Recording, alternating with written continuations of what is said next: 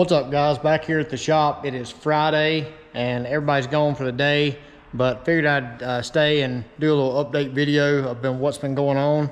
Rusty's car behind me, you can see we got the front end on. We got it cleaned up. The belt alignment issue, we went ahead and took care of that. The tensioner was about 150 thousandths out or something like that, too far to the inside, so we was able to shim that and take care of the alignment issue. I really wish that I would have just had a way to measure that when we was at the dyno instead of having to put the belt on after every dyno pull, but that is what it is. We got through it and we're happy with what the car made, and now it's fixed and good to go. We got to charge the AC on it and do a couple things. We got the splash guards back in it where it tidies everything up under there if he wants to drive it in the rain. I hope that he don't, but if he does, it should be fine there. But we shuffled some cars around today because most of you that follow social media, you know that Grubworm is coming back the first part of this week or this coming week, and we're going to be doing a titanium downpipe on the car. Now the reason why we're doing that is because he's pretty hard on parts. He's, I guess, our biggest product or work tester, I guess you could say. He says he gives me all the free R&D. I should be thanking him, but really we've not seen anybody push something hard enough to melt the 120 wall aluminum on the downpipes, especially a 5-inch, because a 5-inch is a pretty open pipe and you've got to be really churning some heat out there to get it focused enough to get the exhaust in the 1200 degree range. And apparently he's getting pretty close, because he showed me a picture and he posted on social media too, but where the pipe comes out of the trim ring, it's actually getting so soft that the trim ring is pushing up. It looks like you took a butter knife in a balloon or something and just pushed into the balloon the shape of the knife. So it's about to come through the pipe there.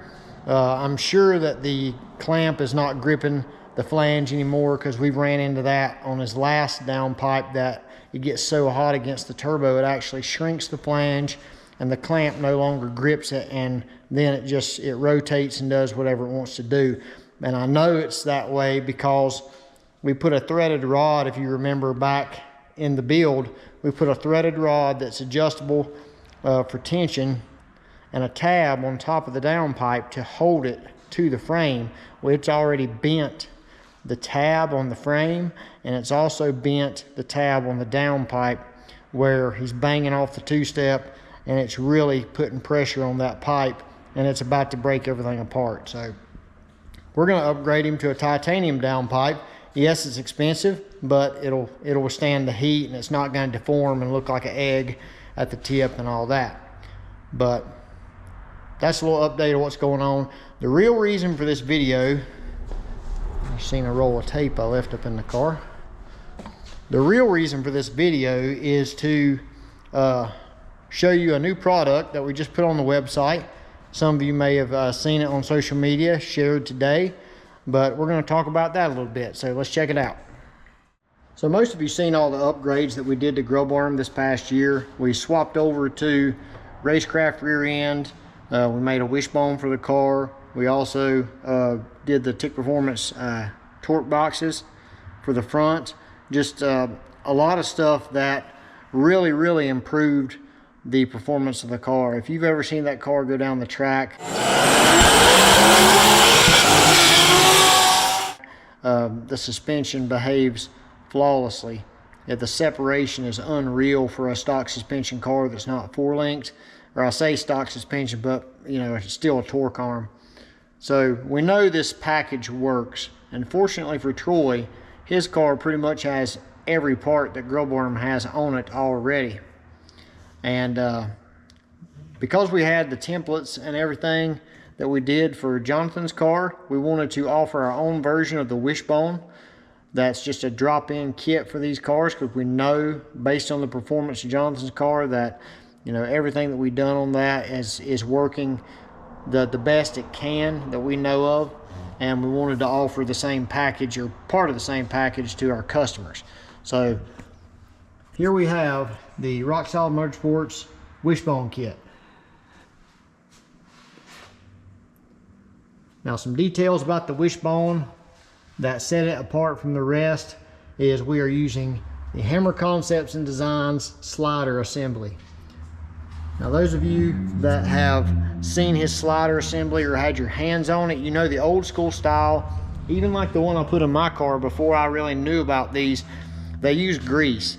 I've even seen some come in here that have been seized up that didn't even have a grease fit in it. How do you have a Wishbone with no grease in it?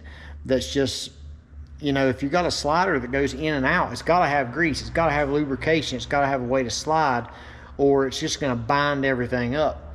So the grease fitting is the old way that everybody did, you know, poke a hole in the side of the tube, let the grease come out, that's how it slides in and out. But I hate messing with grease. You got pro mods that have grease fittings like tractors, and it bugs me. It always bugged me to have a messy grease fitting on the Wishbone, even though I got one on my car. If I ever break it or do something, I'll be going to one of these. But the good thing about the Hammer Concepts slider or the Elite slider assembly is they use composite bushings that do not require grease, and they are replaceable. They're held in with a spiral ring that retains them, but literally you can take this slider and just drop it in, and I'm talking about there's zero resistance at all. It's shocking how freely it moves within these bushings, and the bushings are really long, so they have a lot of engagement, and they're top tier as far as the design. But this is exactly what Jonathan's car has on it, the exact dimensions of the Wishbone and everything. So we built a fixture based on his that we had drew up in CAD, and we did this one the same way. Now we're going to offer this in two different options. You can buy just the Wishbone itself, which is all the Hammer Concept parts. We assemble everything here. The gusseting on these, they're not just a straight gusset. We wanted to be a little bit different on the design, so this is actually a wrapped gusset. You can see it's as thick as the whole tube, and it wraps all the way around. So it's basically like 4 gussets, I guess you could say, because it's top and bottom of the tube, plus it's all the way around here. So you can get just the Wishbone by itself, which will come with your slider, all 3 rod ends, just like it is, no hardware, just the Wishbone. Or you can get the complete installer kit, which will come with your chassis bar, which is 083 inch and 5/8, your plates to weld on, all your hardware, your Wishbone, all your misalignment bushings here. It'll come with the rear end mounting kit.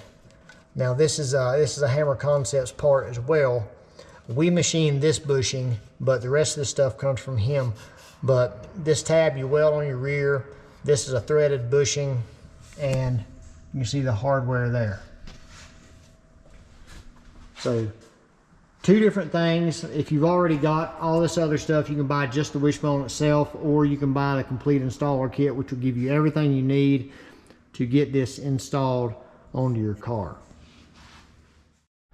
So I've already had a ton of messages asking if a Wishbone would benefit my setup. The answer is a Wishbone will always benefit your setup if you're a dedicated drag racer.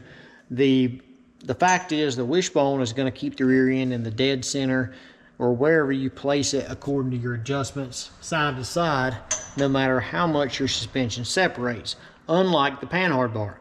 So the Panhard Bar, I know whenever I was younger, before I really knew what I was even looking at, whenever you jack up the car, I think I had some 10.5 inch wide wheels in the back or something, I'd jack up the car and I would have no clearance issues at all when it was on the ground. But when I would jack it up, my wheel and tire was dug into one of my bump stops, but I had a bunch of clearance on the other side. That's because with the Panhard Bar, your rear end travels side to side if you've got a ton of separation. So cars like Jonathan that have, 5+ inches of separation, when the rear end is traveling that much, I mean, it could push the tire completely out of the fender well, and there's pictures of the car floating around where it actually has the tire outside of the fender well before we switch to a Wishbone. So that's definitely not what you want when you're going down the track. You want your rear end to be as centered as it can and stay there. And that's exactly what the Wishbone does. It doesn't change with suspension separation. It stays in the middle where you place it the whole time. So that is the benefit to the Wishbone for those that don't really understand the concept. So is it for you? You know, only you can answer that. You know, OMG Boost over there, the red carts and parts over there, we ran low fives with it, 130 plus miles per hour, and with Panhard Bar set up, never had an issue. You know, if she goes a lot faster in the future, I'm definitely upgrading the Wishbone before it goes back out, but you know, that's just going to the next level. So you can decide if it's for you or not. It's on our website if you want it. We've got some parts ordered from Hammer Concept, the slider kits and stuff like this. We've not got them yet, but they're as soon as he gets them machined up, we'll have them. We're going to make 4 or 5 of these kits up and try to keep them in stock. So check them out on the website. I've got the website linked in the description below always.